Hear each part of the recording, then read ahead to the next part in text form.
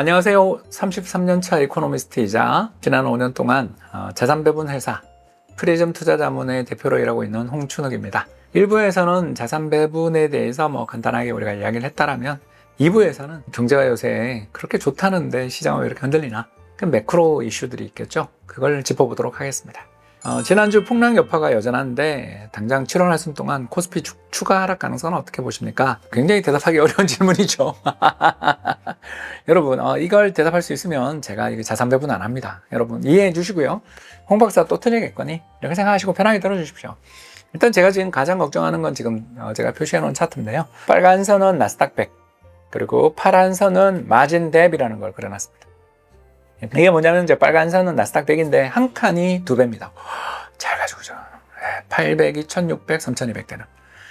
굉장히 정말 우상향하는. 그래서 1997년, 30년 전이죠. 그때 800포인트일 때 사놨으면 지금 10,000포인트, 20,000포인트니까 돈을 얼마나 벌었는지 짐작도 안 될 만큼 좋은 상품입니다. 근데 이제 이 시장이 꼭 보면 한 몇 년에 한 번씩은 우당탕합니다. 근데 그 우당탕하기 전에 징후가 있는데 그 징후가 바로 뭐냐면 이 파란 선입니다. 이 파란 선이 뭐냐 하면 미국의 신용대출의 증가율입니다. 그래서 지난해 같은 기간 대비해서 얼마나 대출을 많이 받았어요? 라는 증가율인데 이게 50% 넘었다. 폭발적인 증가세가 나오는 시점 뒤에 항상 주식시장이 좀 조정을 받는 걸 보면서 걱정이 좀 되는 거죠. 야, 우리 한국도 드디어 마진콜, 반대 매매 나온다고 제가 매매 주체별 그 순매수 하면서 지난 시간에 말씀드렸어요. 그죠? 근데 이제 미국도 만약에 나오면 조정이 커질 수 있다. 근데 아직은 잘 모르죠, 우리가. 이건 미국 데이터를 실시간으로 볼 수 있는 것도 아니고. 미국 장은 또 우리가 모르는 한 가지 좋은 점이 있잖아요. 바로 뭐죠? 거기 트럼프가 계세요. 트럼프가 주식시장을 박살내는 경우가 종종 있지만 그분 타코 하시잖아요. 주식시장 붕괴되고 막 경제가 어려워지면 항상 도망가세요. 그 강경하시던 분이 갑자기 유연해지시면서 내 진심은 그게 아니야 하고 친구들한테 내가 주식 사라고 그랬는데 당신들도 샀어요. 이거 혹시 기억 안 나세요? 작년 5월에 실제로 트럼프 대통령이 했던 이야기.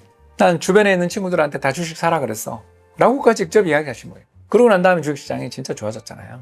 작년 4월 그 판때기 상호관세 들고 나와서 한국 너 25% 관세 이랬을 때 주식시장 2,200까지 깨지고 그랬었던 게 그 뒤에 트럼프 대통령이 타코 하면서 살아갔었죠. 이번에는 어떤 타코가 가능하냐?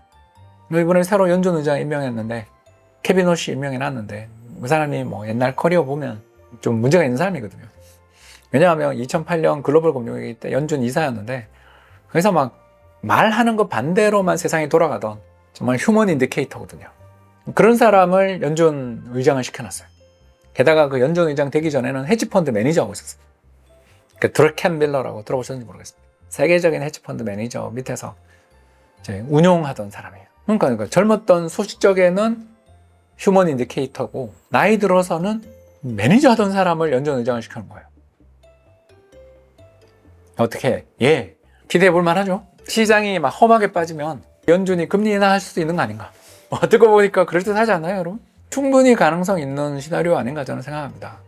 그렇기 때문에 시장이 앞으로 어떻게 되냐 하면 이제 두 가지. 첫 번째는 미국의 마진콜이 얼마나 나오느냐, 그쪽 관련 뉴스를 잘 보셔야 되고, 두 번째가 연준이 또는 트럼프 각하가 뭔가 행동을 취하면 시장에 또 이렇게 우리는 이제 살았어 하면서 시장의 분위기를 반전시킬 수 있는 재료가 그쪽에 나올 여지가 있기 때문에 그런 부분에 대해서 귀를 열어둬야 될 것 같습니다.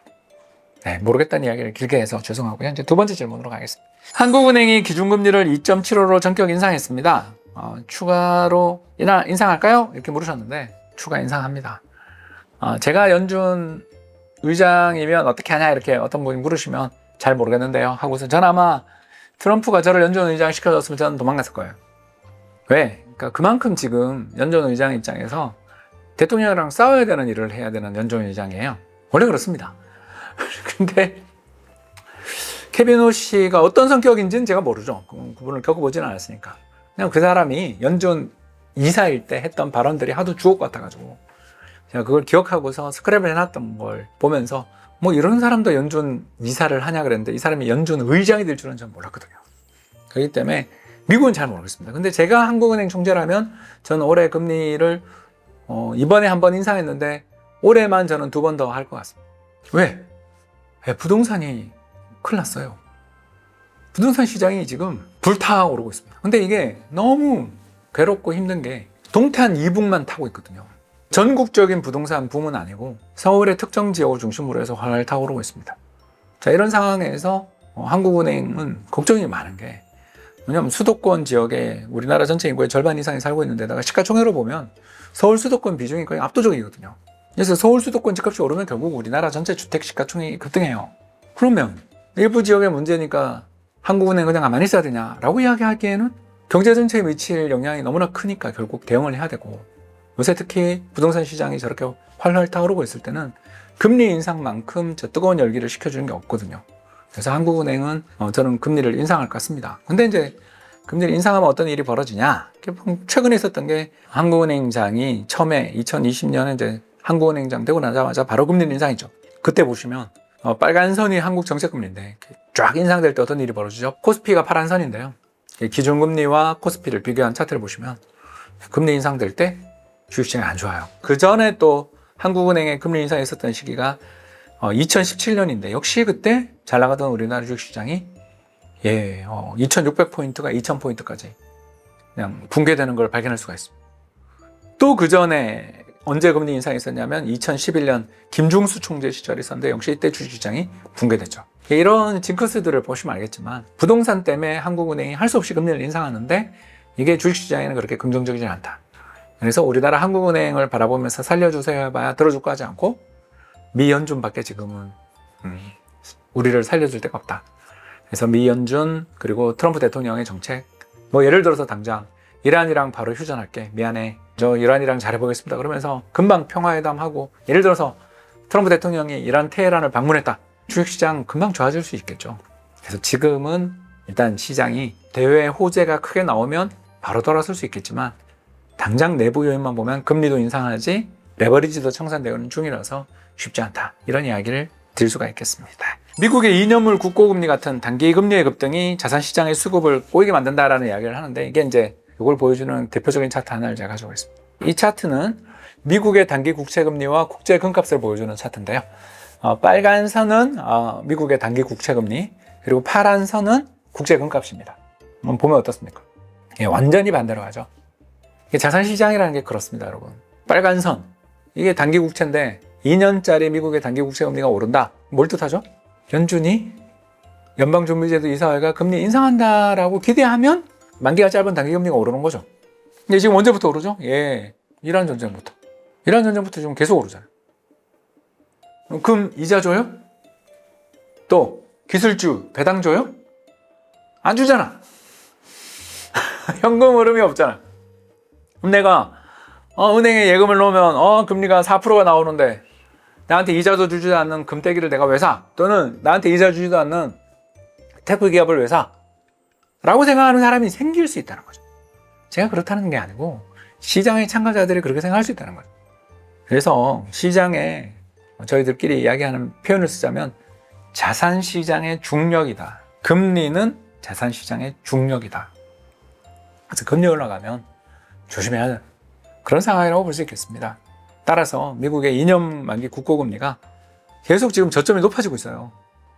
저런 식으로 자꾸 올라가기 시작하면 시장에서 금리 인하에 대한 기대는 사라지고, 연준 의장님 바뀌어도 소용없네, 실망이 커지면 여기에 레버리지 형상까지 가면 시장의 조정이 더 길어질 수도 있겠죠. 근데 그건 우리가 알 수 없으니까. 지금 트럼프 대통령이 뭔 일을 하고 있는지 우리 모르잖아요. 우리 내부재 정보가 없어요. 그렇기 때문에 그냥 제가 이야기하는 건 이런 지표가 나오는지를 주의해서 봐라, 이렇게 이야기를 드리고 싶습니다. 삼성전자와 SK하이닉스의 급락을 두고 일각에서는 글로벌 AI 반도체 붐의 모멘텀이 꺾였다라는 이야기가 나오는데 어떻게 생각하세요? 라고 하는 거에 대해서 좀 조심할 때다라는 생각을 갖고 있습니다. 이거 왜 그러냐? 그림을 한번 보여드리자면 그래프의 위로 가면 갈수록 대규모 언어 모델들을 훈련시키는데 드는 비용이 적다, 이렇게 생각하시면 되겠습니다. 그러니까 토큰이 적게 든다. 여러분 얼마 전에 클로드 요금 청구서가 날아왔는데 몇백억 내라고 온 적이 있다는 거 뉴스 보셨을 거예요. 물론 이제 해프닝인데 그럴 정도로 비싸요. 이 대규모 언어 모델들을 학습시키고 훈련시키는 데 드는 비용이 워낙 커서 이런 생각을 갖게 되는 거죠. 근데 이번에 나오는 이제 문샷이라는 중국 기업이 개발한 키미라는 모델들, 그리고 더 나가서 작년 딥시크 모델 쭉 기억나시죠? 이 중국 기업들의 이 비용이 굉장히 낮아요. 이건 뭘 의미하냐면, 긍정적으로 생각할게요. 긍정적으로 생각하면 요금이 훨씬 더 싼 모델들이 나오니 앞으로 더 많은 반도체가 필요할 수 있어요. 이건 장기 효과죠. 근데 단기적으로는 뭐죠? 미국의 AI 기업들이 저렇게 투자를 해야 되는 이유가 없죠. 그리고 주주들이 참지 않겠죠. 야, 우리 배당 다 삭감하고 자사주 매입 다 중단해가지고 AI 데이터 센터 짓는다 그래서 내가 그래 미래가 AI 데이터 센터 있다 그래서 내가 참았는데 야 이거 뭐 너네 돈도 못 벌고 경쟁력도 없는데 여기다 돈을 무한정 넣어야 돼? 우리한테 자꾸 돈을 가져가지 말고 더 효율적으로 개발해봐 라고 하는 날이 올 수도 있는 거 아니에요? 지금 당장? 그래서 이 쇼크가 너무 크기 때문에. 근데 이 반대로 클로드 페이블 5 같은 거 보십니까?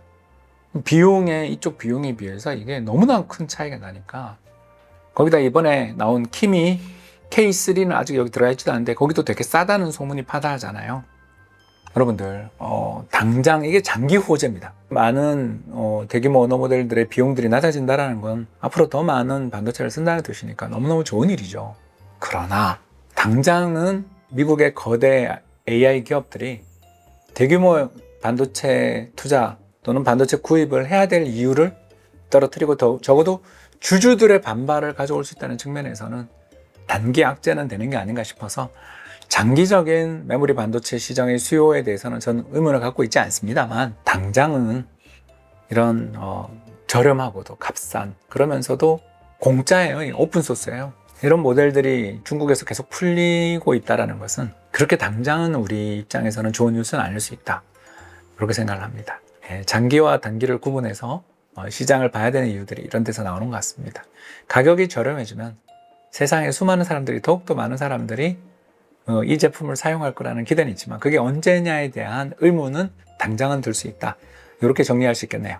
최근 유가 급등하는 반면 금값은 떨어지고 있습니다. 이처럼 엇갈리는 원자재 시장을 활용해서 우리 포트폴리오 전략은 어떻게 해야 되나요? 일단 우리 투자자들한테 제가 약간 궁금증이 하나 있는 게 뭐냐면 작년 말부터 올해 초에 한 돈에 금 한 돈에 100만 원까지 갔던 거 기억나세요? 그리고 그 금치 프리미엄이라고요. 국제시장에서 시세 거래가 되는 것보다 한국에서 현물 금값이 30% 더 비쌌던 시절이 있는 거 기억나십니까? 왜 그랬죠 우리가?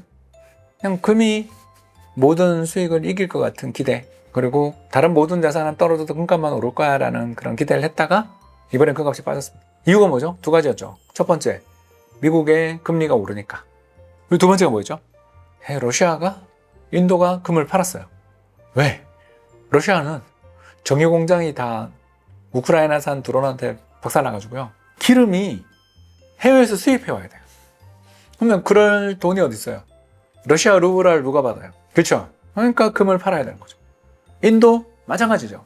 인도 사람들이 그동안 수천만 명이 중동에서 일하고 있는 거 아시죠? 옛날 우리가 사우디 그 사막에서 우리 삼촌들, 저희 아버님뻘 되시는 분들이 수십만 명이 가서 누적으로 보면 수백만 명이 가서 사우디에서 돈 벌어 와서 우리나라를 읽었잖아요. 마찬가지입니다. 인도도 그래요. 근데 중동이 지금 경제가 어때요? 맨날 폭탄이 터지고 있어요. 호르무즈 해협이 또 봉쇄되고 있어요. 자, 이런 상황에서 거기 가 있는 인도 근로자들의 송금이 제대로 이루어지겠어요? 그럼 어떻게 해야 돼요? 보유하고 있던 금을 팔아서라도 어떻게든 원유를 수입해야 될 거 아니에요. 인도가 기름이 안 나요. 그래서 세계에서 가장 금을 많이 보유하고 있는 나라 어디냐 이렇게 물으면 순서대로 미국은 뭐 당연히 포토녹스에 제일 많이 있고요. 그 다음이 러시아, 중국, 인도거든요. 근데 이 나라들 중에서 인도랑 러시아 등 금을 그렇게 급하게 팔아야 되는 상황이 왔는데 금값이 제대로 버틸 수 있을까요? 더군다나 올해 초에 그런 어마어마한 오버슈팅까지 있었는데, 그래서 이 사례에서 볼 수 있는 것처럼 저희가 아까 말씀드렸던 투자 5분법 그랬을 때 금을 넣었지만 이 금에 올인하라는 뜻이 아니에요. 금이 올해 1월처럼 폭등했을 때는 금을 팔아서 주식이나 채권을 사야 되는 거고, 또 올해 6월처럼 주식이 폭등했을 때는 주식을 팔아서 또 빠져있는 금이나 현금을 사는 거죠. 시장을 예측하려 들지 말고 오버슈팅한 자산, 급등한 자산을 팔아서 적절하게 다른 자산으로 갈아타는 게 리밸런싱의 요차다. 이 말씀을 좀 드리고 싶습니다. 따라서 저는 금을 자산 배분에서 빼는 게 어떠냐?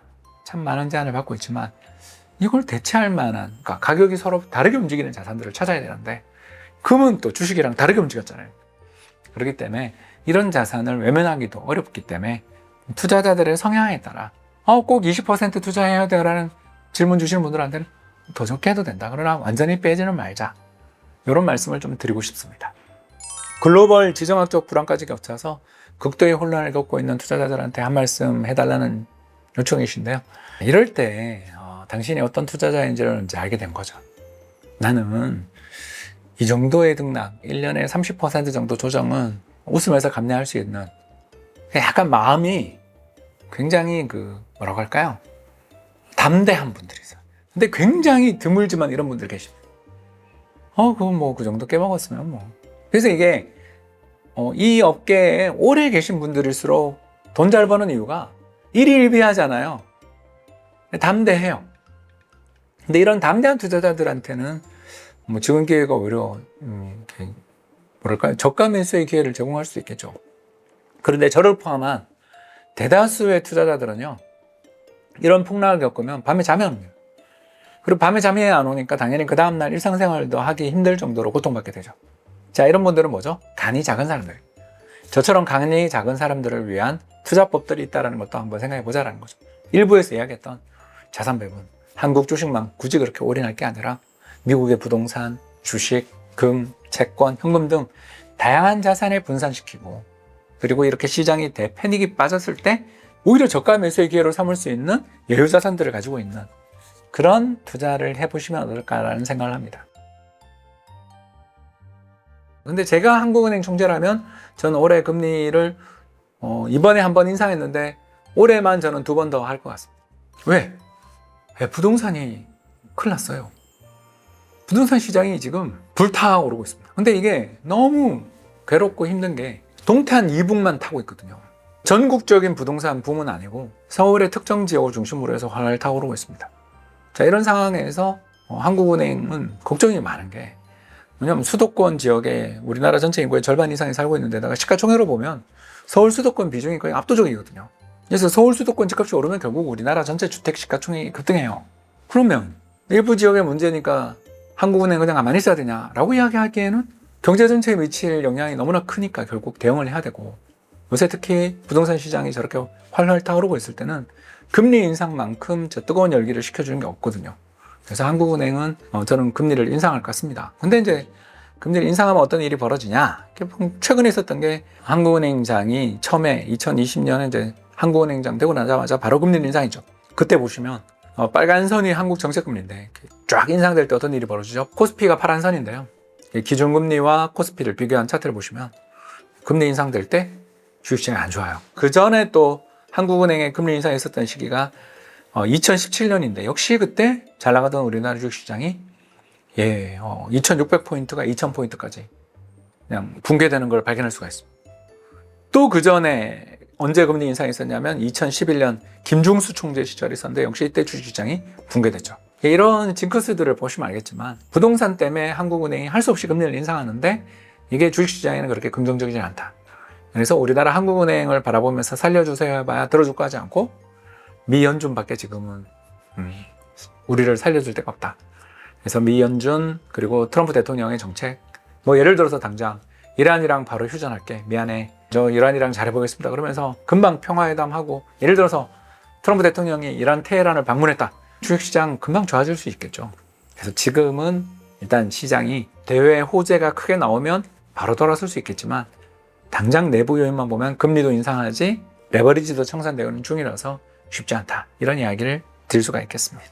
이 차트는 미국의 단기 국채금리와 국제 금값을 보여주는 차트인데요. 빨간 선은 미국의 단기 국채금리, 그리고 파란 선은 국제 금값입니다. 한번 보면 어떻습니까? 완전히 반대로 가죠. 자산시장이라는 게 그렇습니다, 여러분. 빨간 선, 이게 단기 국채인데 2년짜리 미국의 단기 국채금리가 오른다. 뭘 뜻하죠? 연준이 연방준비제도 이사회가 금리 인상한다라고 기대하면 만기가 짧은 단기금리가 오르는 거죠. 근데 지금 언제부터 오르죠? 이란 전쟁부터. 이란 전쟁부터 지금 계속 오르잖아요. 금 이자 줘요? 또 기술주 배당 줘요? 안 주잖아. 현금 흐름이 없잖아. 그럼 내가 은행에 예금을 넣으면 금리가 4%가 나오는데 나한테 이자도 주지 않는 금떼기를 내가 왜 사? 또는 나한테 이자 주지도 않는 테크 기업을 왜 사? 라고 생각하는 사람이 생길 수 있다는 거죠. 제가 그렇다는 게 아니고 시장의 참가자들이 그렇게 생각할 수 있다는 거죠. 그래서 시장에 저희들끼리 이야기하는 표현을 쓰자면 자산시장의 중력이다. 금리는 자산시장의 중력이다. 그래서 금리 올라가면 조심해야 하는 그런 상황이라고 볼 수 있겠습니다. 여러분, 얼마 전에 클로드 요금 청구서가 날아왔는데 뭐 몇백억 내라고 온 적이 있다는 거 뉴스 보셨을 거예요. 물론 이제 해프닝인데 그럴 정도로 비싸요. 이 대규모 언어 모델들을 학습시키고 훈련시키는 데 드는 비용이 워낙 커서 이런 생각을 갖게 되는 거죠. 근데 이번에 나오는 이제 문샷이라는 중국 기업이 개발한 키미라는 모델들, 그리고 더 나가서 작년 딥시크 모델 쭉 기억나시죠? 이 중국 기업들의 이 비용이 굉장히 낮아요. 이걸 뭘 의미하냐면 긍정적으로 생각할게요. 긍정적으로 생각하면 요금이 훨씬 더 싼 모델들이 나오니 앞으로 더 많은 반도체가 필요할 수 있어요. 이건 장기 효과죠. 근데 단기적으로는 뭐죠? 미국의 AI 기업들이 저렇게 투자를 해야 되는 이유가 없죠. 그리고 주주들이 참지 않겠죠. 야, 우리 배당 다 삭감하고 자사주 매입 다 중단해가지고 AI 데이터 센터 짓는다 그래서 내가 그래, 미래가 AI 데이터 센터 있다 그래서 내가 참았는데, 야, 이거 뭐 너네 돈도 못 벌고 경쟁력도 없는데 여기다 돈을 무한정 넣어야 돼? 우리한테 자꾸 돈을 가져가지 말고 더 효율적으로 개발해봐 라고 하는 날이 올 수도 있는 거 아니에요? 지금 당장? 그래서 이 쇼크가 너무 크기 때문에 지금까지 글로벌 매크로 이슈, 특히 타코까지 했습니다. 트럼프 대통령이 우리를 살려주실 거야, 이런 기대, 또 연준의 금리 인하에 대한 기대는 시장에서 얼마나 반영되고 있는지까지 오늘 설명을 들으시면서, 야, 정말 금리는, 이자율은 자산시장의 중력의 역할을 한다라는 것을 많이들 느끼셨을 것 같고요. 항상 투자를 할 때 잘 될 때는 사실은 게 안 보입니다. 근데 꼭 어려움이 차고 나면 이게 보이더라고요. 그래서 이런 조정의 시간을 미래의 수익을 더 개선시킬 수 있는 공부의 시간, 매크로 공부의 시간으로 가져보면 어떨까 생각해서 준비했었고요. 여러분들의 재테크, 특히 자산관리에 도움이 되셨으면 하는 마음으로 준비했으니 여러분들 많은 관심 부탁드리고, 지금까지 경청해 주셔서 대단히 감사합니다.